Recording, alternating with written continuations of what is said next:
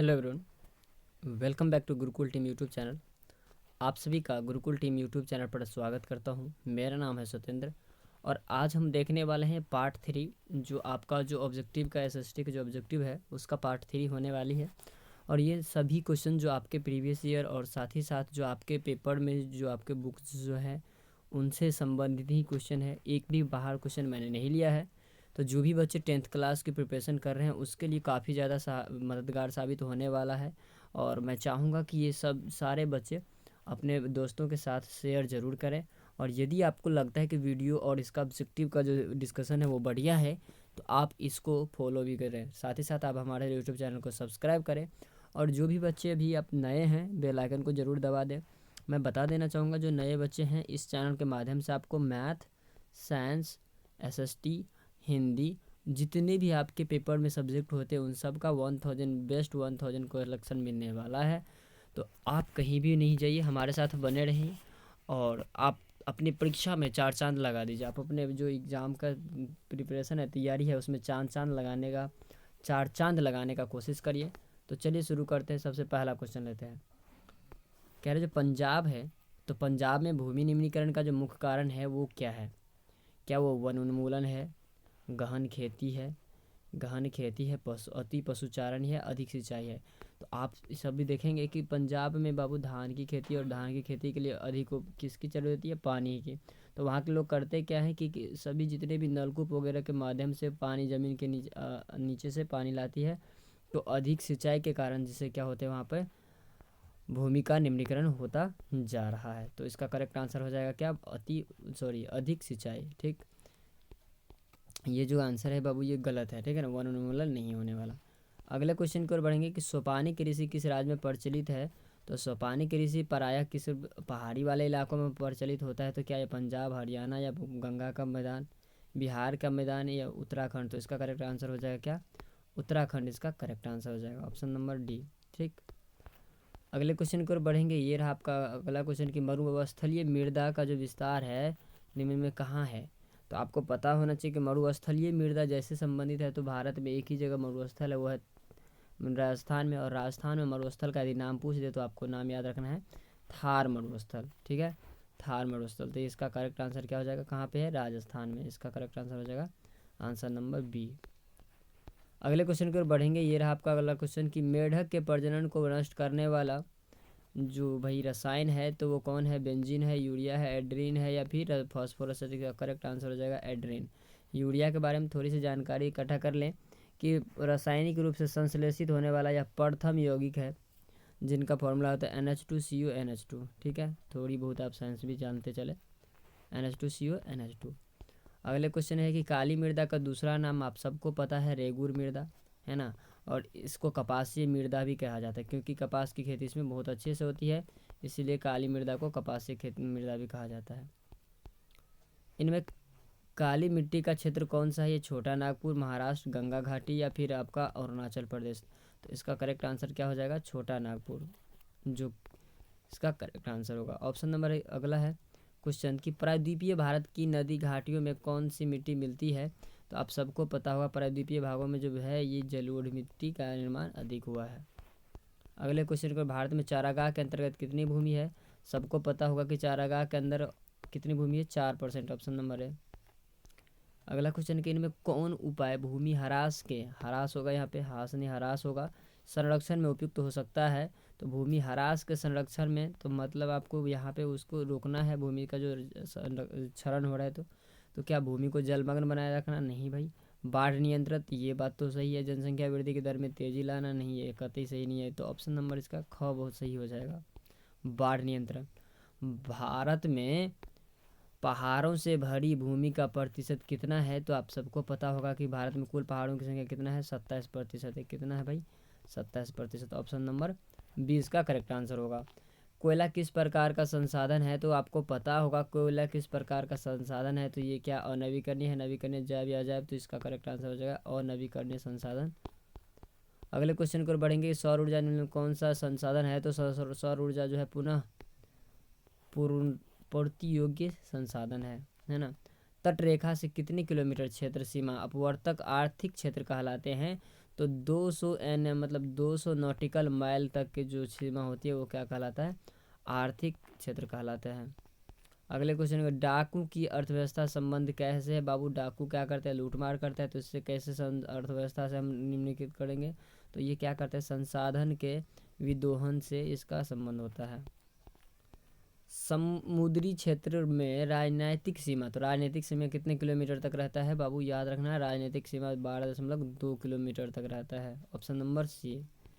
संसाधन का सबसे कीमती संसाधन क्या है, संसार का सबसे कीमती संसाधन आप सबको पता होगा खनिज इसका सबसे महत्वपूर्ण संसाधन है, खनिज।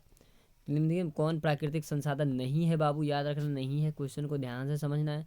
तो नहीं है, और वो कौन सी प्राकृतिक संसाधन, क्या वन नदी नगर या फिर कौन सा खनिज, तो इसका करेक्ट आंसर हो जाएगा नगर। इसका नगर हम बनाते हैं ना, तो नगर इसका करेक्ट आंसर हो जाएगा। इनमें किस प्राकृतिक संसाधन का भंडार सीमित है, तो खनिज तेल का जो भंडार है बाबू वो सीमित है, ठीक है। अगला है कि इनमें कौन मछलियों के अस्तित्व को खतरे में डाल सकता है, वर्षा जल, सागर जल या दूषित जल, तो इसका करेक्ट आंसर होने वाला आप सबको पता होगा दूषित जल से मछलियाँ मर सकती है। ज्वारीय ऊर्जा किस प्रकार का संसाधन है, क्या नवीकरणीय, जैव, मानवकृत या जैव, तो ये क्या हो जाएगा बाबू, नवीकरणीय संसाधन का एग्जाम्पल मिल जाएगा आपको। वृहद क्षेत्रों में जल की उपस्थिति के कारण ही पृथ्वी को क्या बोला जाता है, तो जल की उपस्थिति के कारण पृथ्वी को नीला ग्रह बोला जाता है, ये सबको पता होगा, इसका करेक्ट आंसर हो जाएगा ख।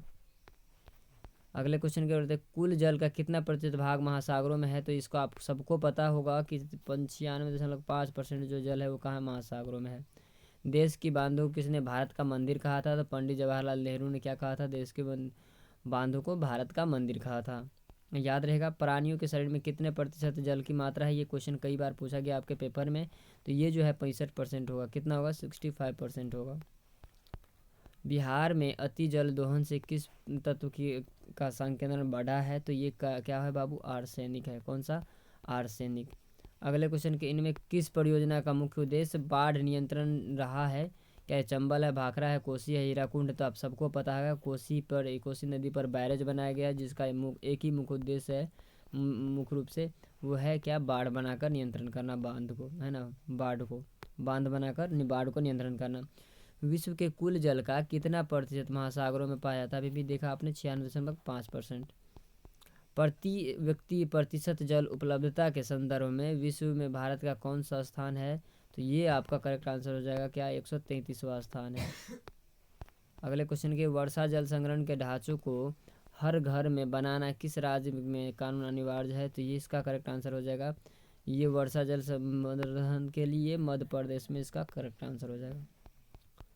कह रहे भारत में 2001 में कितने प्रतिशत भौगोलिक क्षेत्र में वन का विस्तार हुआ, तो ये होगा करेक्ट आंसर 19.27%, 19.27%। वन स्थिति रिपोर्ट के अनुसार भारत में वन का विस्तार कितना है, एक बहुत ही इंपॉर्टेंट क्वेश्चन हो जाती है, तो इसका जो करेक्ट आंसर होगा 20.55% भौगोलिक क्षेत्र में। बिहार में कितने प्रतिशत भौगोलिक क्षेत्र में वन का फैलाव है, तो आपको पता होगा 5%।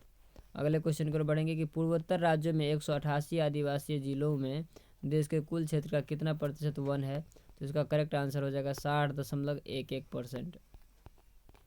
किस राज्य में वन का सबसे अधिक विस्तार है बाबू, तो याद रखना मध्य प्रदेश में सबसे अधिक विस्तार है ना, मध्य प्रदेश में सबसे अधिक विस्तार है वन का। वन संरक्षण प्रबंधन की दृष्टि से वनों को वर्गीकृत किया गया है, तो वनों को कितने भागों में वर्गीकृत किया बाबू, 5 भागों में वर्गीकृत किया गया है। अगला क्वेश्चन 1951 से 80 तक लगभग कितना वर्ग किलोमीटर वन क्षेत्र कृषि भूमि में परिवर्तित हुआ है, तो इसका जो करेक्ट आंसर हो जाएगा 26,200 किलोमीटर। संविधान की धारा 21 का संबंध है, काफ़ी इंपॉर्टेंट क्वेश्चन है इसका, तो संविधान का धारा 21 का संबंध किससे है बाबू, ये है आपको करेक्ट वन जीवों तथा प्राकृतिक वन जीवों एवं प्राकृतिक संसाधनों के संरक्षण से, ठीक है। कह रहा एक एनजीओ की वानिकी रिपोर्ट के अनुसार 1948 में विश्व में कितने प्रतिशत हेक्टेयर भूमि पर वन का विस्तार था, तो ये टोटल कितने थे, 4 अरब हेक्टेयर, कितना 4 अरब हेक्टेयर। प्राकृतिक संसाधनों के संरक्षण में 1968 में कौन सा कन्वेंशन हुआ था, तो इसका करेक्ट आंसर हो जाएगा अफ्रीकी कन्वेंशन। कौन सी कन्वेंशन हुई थी, अफ्रीकी कन्वेंशन।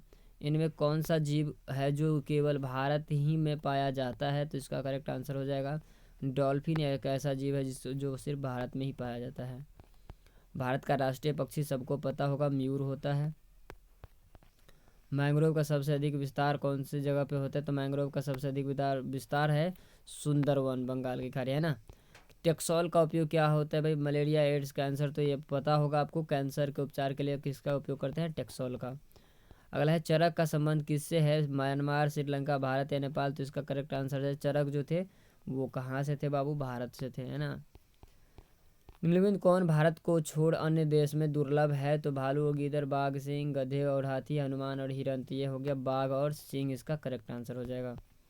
अगला क्वेश्चन है इनमें कौन हमारे देश में प्रायः लुप्त हो चुका है? चीता, हनुमान, गेंडा या फिर तेंदुआ? तो इसका करेक्ट आंसर है कौन सा? चीता, इसका करेक्ट आंसर है। अगला क्वेश्चन है कि इनमें कौन शाकाहारी नहीं है? गेंडा, बारहसिंगा, हिरन या भेड़िया? तो करेक्ट आंसर क्या हो जाएगा भाई? भेड़िया सब कुछ खाता है, ऑप्शन नंबर घ। अगला क्वेश्चन है कि इनमें किस पेड़ की लकड़ी बहुत कड़ी होती है? पर सबको पता होगा कि देवदार जो होती है, देवदार पेड़ की लकड़ी सब बहुत कड़ी होती है। अगला इनमें कौन वन और वन्य प्राणियों के विनाश का कारण नहीं बनता? तो इसका करेक्ट आंसर हो जाएगा व्यापार की वृद्धि। ये क्या नहीं बनता भाई? व्यापार, वन और वन विनाश की वृद्धि नहीं बनता। अगला है भारत में लगभग कितने खनिज पाए जाते हैं? सबको पता होगा लगभग 100 खनिज पाए जाते हैं भारत में। इनमें कौन लौहयुक्त खनिज का उदाहरण है? तो ये पता होगा कि मैग्नीज जो है बाबू ये लौहयुक्त खनिज का उदाहरण है। इनमें कौन अधात्विक खनिज है? अधात्विक खनिज आपको पता होगा कि ग्रेफाइट एक सिर्फ लौहता है जो अधात्विक खनिज है। किस खनिज को उद्योगों की जननी माना जाता है? तो आप सबको पता होगा लोहा को क्या माना जाता है? उद्योगों की जननी माना जाता है, ऑप्शन नंबर ग। कौन लोहा अयस्क का एक प्रकार है? तो लिग्नाइट, हेमेटाइट, बिटुमिनस या इनमें सभी? तो बिटुमिनस यहाँ पे हो जाएगा आपका क्या? हेमेटाइट, इसका सभी। हेमेटाइट इसका एक प्रकार है। याद रखना लोहा के जो है एक ट्रिक है, जितने भी अयस्क है लोहा का ये रहे महल से, है ना। मैग्नेटाइट, हेमेटाइट, लिमोनाइट और सीरियराइट। अगला क्वेश्चन है कि कौन भारत का सबसे बड़ा लौह उत्पादक राज्य है? तो इसका करेक्ट आंसर है सबसे बड़ा कर्नाटक। कौन सा बाबू? कर्नाटक। छत्तीसगढ़ भारत का कितना प्रतिशत लौह का उत्पादन करता है? तो ये टोटल कितने परसेंट का बाबू? 20% का उत्पादन करता है। मैग्नीज उत्पादन में भारत का विश्व में क्या स्थान है? तो मैग्नीज उत्पादन में भारत का विश्व में तृतीय स्थान है। कौन सा? तृतीय स्थान है। उड़ीसा किस खनिज का सबसे बड़ा उत्पादक राज्य है बाबू? तो उड़ीसा जो है ये मैग्नीज का सबसे बड़ा उत्पादक राज्य है, याद रहेगा। अगले क्वेश्चन को बढ़ते हैं कि 1 टन इस्पात बनाने में कितने मैग्नीज की जरूरत है? थी बाबू काफ़ी इंपॉर्टेंट क्वेश्चन है, कई बार पूछा गया है। 10 kg। कितना kg? 10 kg। एल्यूमिनियम बनाने के लिए किस खनिज की आवश्यकता होती है? सबको पता है कि एल्यूमिनियम बनाने के लिए बॉक्साइट की आवश्यकता होती है। देश में तांबे का कुल भंडार कितना है? तो ये 125 करोड़ टन है। कितना है? 125 करोड़ टन। बिहार झारखंड में कितना प्रतिशत अबरख का उत्पादन होता है? तो ये इसका करेक्ट आंसर होगा पूरे भारत का 80% होता है। अगला क्वेश्चन है कि सीमेंट उद्योग का सबसे प्रमुख कच्चा माल क्या है बाबू? तो सीमेंट उद्योग का सबसे प्रमुख कच्चा माल है चूना पत्थर। कौन सा? चूना पत्थर, ऑप्शन नंबर ए। अगले क्वेश्चन को निम्न में किस खनिज में भारत का सुसंपन्न है? तो आपको याद होगा कि भारत किस में है भाई? लोहे में सुसंपन्न है। अगले क्वेश्चन है कि इनमें कौन लौह अयस्क नहीं है? तो लौह अयस्क कौन सा नहीं है भाई? एंथ्रासाइट, लिमोनाइट, मैग्नेटाइट या हेमेटाइट? तो इसका करेक्ट आंसर हो जाएगा एंथ्रासाइट। एंथ्रासाइट एक कोयले का अयस्क है, याद रहेगा। इनमें कौन लोह का निर्यात व्यापार नहीं करता? तो ये आपका सही आंसर होगा मुंबई। मुंबई है जो तेल के शोधन के लिए जो फेमस है ना। इनमें कौन मैग्नीज का महत्वपूर्ण उत्पादक नहीं है? तो इसका करेक्ट आंसर है तमिलनाडु मैग्नीज का उत्पादन नहीं करता। झारखंड का कोडरमा किस खनिज के उत्पादन के लिए प्रसिद्ध है? तो याद होगा अभ्रक के लिए कोडरमा प्रसिद्ध है झारखंड का। किस प्रकार की चट्टानों में खनिजों का जमाव परतों पर में मिलता है? तो इसका करेक्ट आंसर है अवसादी चट्टानों में। अगले क्वेश्चन में किस राज्य में खनिज तेल को विशाल भंडार स्थित है? तो ये है correct answer option number A, Assam. Bharat के किस स्थान पर पहला परमाणु ऊर्जा स्टेशन स्थापित किया गया था बाबू? तो सबको पता है बाबू ये तारापुर में। कहाँ पे? तारापुर। कौन ऊर्जा स्रोत अनवीकरणीय है इसमें से? तो आपको पता होगा कि जो है कोयला अनवीकरणीय स्रोत है। कौन सा? कोयला, ऑप्शन नंबर ग। प्राथमिक ऊर्जा का उदाहरण नहीं है, तो कौन सा नहीं है? कोयला, विद्युत, पेट्रोलियम या प्राकृतिक गैस? तो इसका करेक्ट आंसर हो जाएगा विद्युत। ऊर्जा का गैर पारंपरिक स्रोत कौन सा है? तो गैर पारंपरिक यहाँ पे देखा होगा आपने, सौर ऊर्जा क्या है? गैर पारंपरिक स्रोत है। गोंडवाना समूह के कोयले का निर्माण कब हुआ था भाई? तो आपको याद होगा गोंडवाना समूह के कोयले का निर्माण जो हुआ था 20 करोड़ वर्ष पूर्व हुआ था। अगला क्वेश्चन है, भारत में कोयले का सर्वप्रमुख उत्पादक राज्य कौन है? तो ये है करेक्ट आंसर छत्तीसगढ़। कौन है? छत्तीसगढ़। सर्वोत्तम कोयले का प्रकार कौन है? तो यहाँ पे एंथ्रासाइट सर्वोत्तम कोयले का प्रकार होता है। कौन सा बाबू? एंथ्रासाइट। कोयले 4 प्रकार के, एंथ्रासाइट, बिटुमिनस, लिग्न और पीट। प्राकृतिक गैस खनिज किस खनिज के साथ पाया जाता है? तो आप पता होगा प्राकृतिक गैस बाबू पेट्रोलियम के साथ पाया जाता है। ऑप्शन नंबर ख इसका करेक्ट आंसर हो जाएगा। मुंबई है क्यों प्रसिद्ध है? तो तेल शोधक कारखाने हेतु, है ना। यहाँ पे क्या हो जाएगा? खनिज तेल हेतु, सॉरी खनिज तेल हेतु। ऑप्शन नंबर ग। भारत का प्रथम तेल शोधक कारखाना तारापुर, अच्छा तेल शोधक कारखाना है तो ये डिगबोई हो जाएगा बाबू। कहाँ हो जाएगा? असम के डिगबोई में। अगले क्वेश्चन, भाखड़ा नांगल परियोजना किस नदी पर है? सबको पता है भाखड़ा नांगल परियोजना सतलज नदी पर है। किस नदी पर बाबू? सतलज नदी पर। अगले क्वेश्चन को, भाखड़ा नांगल परियोजना किस नदी पर? सतलज पे। दक्षिण भारत की सबसे बड़ी नदी घाटी परियोजना कौन सा है बाबू? तुंगभद्रा। कौन सा है? तुंगभद्रा। ताप विद्युत केंद्र का उदाहरण है? तो बरौनी में ताप विद्युत केंद्र है, थर्मल पावर प्लांट है बरौनी, बिहार के बरौनी में। यूरेनियम का प्रमुख उत्पादक जगह कौन है? स्थल कौन है? तो ये है जादूगोड़ा। झारखंड के जादूगोड़ा में यूरेनियम का सबसे अधिक उत्पादन होता है। एशिया का सबसे बड़ा परमाणु विद्युत गिरी कौन है बाबू? तो ये होगा तारापुर परमाणु गिरी। कौन सा है?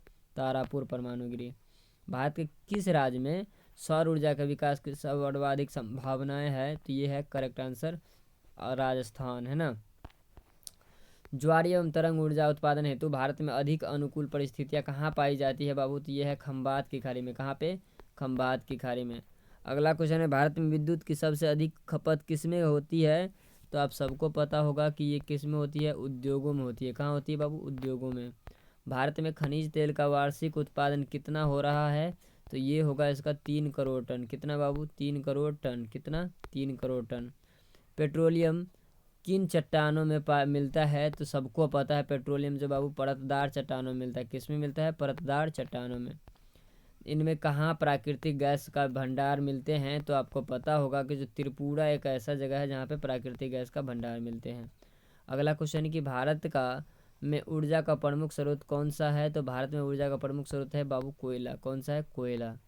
अगले क्वेश्चन पर बढ़ेंगे। ये देखो आप मिट्टी का थोड़ा सा फैलाव देख लो आप, ये वाला पार्ट देख लो, ये यहाँ पे ये वाला पार्ट, उसके बाद ये जो है इस पार्ट को देखो, ये इन सभी का हम डिस्कस करते हैं।